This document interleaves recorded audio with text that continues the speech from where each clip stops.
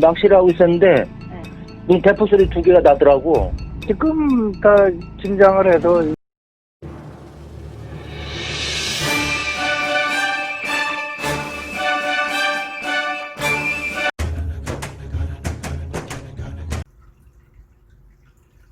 안녕하세요. 정치를 품격 있게 풀어드리는 정치클래스TV의 심상만입니다. 오늘은 북한이 개성공단 남북연락사무소를 폭파한 이유에 대해서 몇 가지 측면에서 이야기를 해보겠습니다. 북한이 남북연락사무소를 폭파함으로써 갑자기 남북관계가 경색 국면으로 들어섰습니다. 표면적으로는 대북 전단살포에 대한 불만으로 시작된 조치라고 하지만 그 속을 자세히 들여다보면 북한의 사정을 알 수가 있습니다. 몇 달 전 김정은 사망설로 전국을 시끄럽게 하는 뉴스들이 나돌았습니다.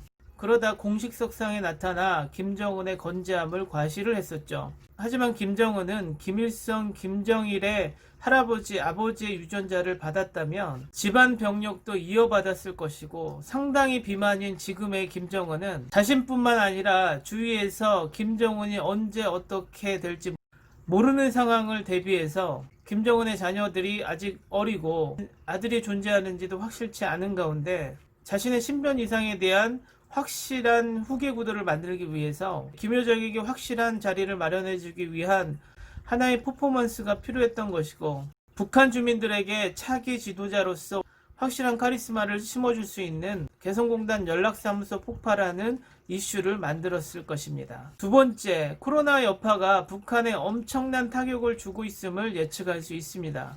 북한의 유일한 수출입 통로인 중국이 코로나 팬데믹 때문에 엄청나게 경직된 가운데 또 중국 또한 미국의 북한 제재에 동참할 수 없는 분위기에 그동안의 적극적 지원이 소극적 지원으로 바뀌면서 북한이 지금 심각한 경제난과 식량난에 봉착해 있다라는 반증입니다. 그렇기 때문에 대북 제재를 풀어줄 수 있는 미국의 트럼프가 본인의 대선 행보 때문에 북한에 대한 신경을 쓰지 않자 강도를 높여가면서 미국을 자극하고 있는 것이죠. 세 번째, 남북관계에서 문재인 대통령에게 엄청난 기대를 했던 북측이 아직도 미국의 눈치를 보고 있고 2019년 1월 신년사에서 김정은은 조건 없이 개성공단과 금강산 관광을 할 수 있게 하겠다고 공표를 했으나 한국이 아직도 소극적이고 미국의 눈치를 본다라는 판단을 하고 그것에 대한 엄청난 서운함을 표시한 것으로 예측되며 그 속에서 대북전단 살포를 막지 않는다라는 구실을 찾은 것이죠. 네 번째, 북한 내부의 강경파와 그동안 북한의 경제를 살리겠다고 멀어진 북한 군부가 포진되었다고 예상이 되며 강경파로 불려진 하노이 노딜의 책임으로 잠시 물러났던 리성권이 전면에 나선 모양이 강경파에 대한 입김이 세졌다라고 예측이 됩니다.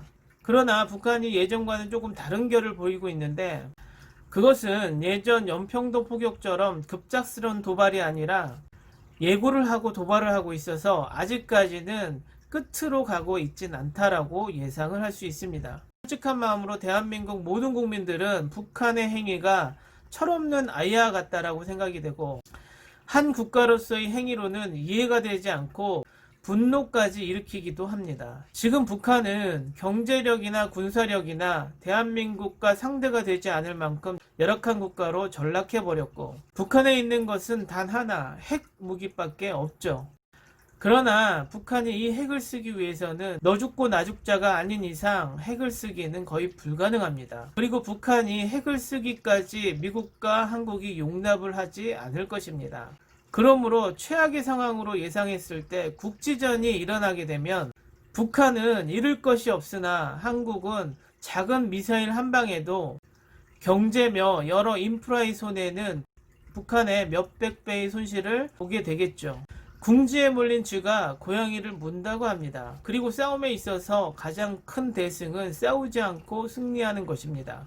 지금까지 엄청난 인내로 북한과 대화를 하고 통일을 위해서 노력한 결과가 한순간의 감정으로 다시 원점으로 되돌아갈 수 있다는 것이죠. 그리고 우리나라 구구 세력들이 북한을 국가로 보지 않고 북계로 표현을 하면서 사실 저들이 저런 모습을 보인다라는 것 자체가 그렇게 놀랍지는 않아요. 왜? 쟤네들은 국가가 아니죠. 북한이라고 하는 체제는 국가가 아닙니다. 쟤네들은 괴뢰 집단인 것이죠. 대화의 상징이 아닌 무력으로 쓰러뜨려야 할 대상으로 보고 있는데, 그렇게 하기 위해서는 전쟁을 불사할 수밖에 없고 중국과 러시아와의 충돌도 불가피할 수밖에 없다는 것이죠. 또 미국의 힘을 빌려서 무력으로 통일이 되었다 하더라도 지금껏 그래왔던 미국은 엄청난 전쟁 비용과 지분을 요구할 것이 분명합니다.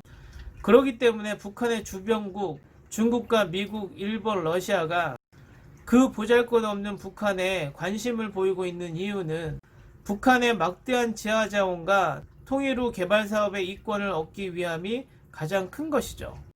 우리가 이런 복잡한 통일을 하면 대한민국이 몇십 년 동안 발해온 통일이 아니라 강대국들의 이권의 장을 만들어주는 꼴이 된다는 것입니다. 그렇기 때문에 조금 힘들고 인내가 필요하더라도 우리 스스로의 힘으로 통일을 하려고 노력을 해야 합니다. 우리는 옛 신라의 삼국통일의 역사적 교훈이 있습니다. 외세의 도움으로 통일을 하면 어떠한 어려움이 있고 그것을 극복하기 위해서 엄청난 시간과 희생이 필요하다는 것을요. 언젠가 박근혜가 무슨 생각으로 통일은 대박이다라고 말을 했는지 모르지만 대한민국이 지금보다 더 강대국이 되기 위해서는 막대한 지하자원과 인구를 보유할 수 있는 통일이야말로 대한민국의 제2의 도약기이기도 합니다. 북한은 트럼프가 북한을 봐줄 때까지 계속 대한민국을 자극할 것입니다. 그것에 대한 대비도 철저히 해야겠지만 너무 하나하나에 동요를 해서 감정에 끌려다녀서는 안 된다는 것입니다. 오늘은 여기까지 하겠습니다. 오늘도 생활 속 거리두기 꼭 실천합시다. 당신의 좋아요와 구독은 저에게 큰 힘이 됩니다. 항상 시청해 주셔서 고맙습니다.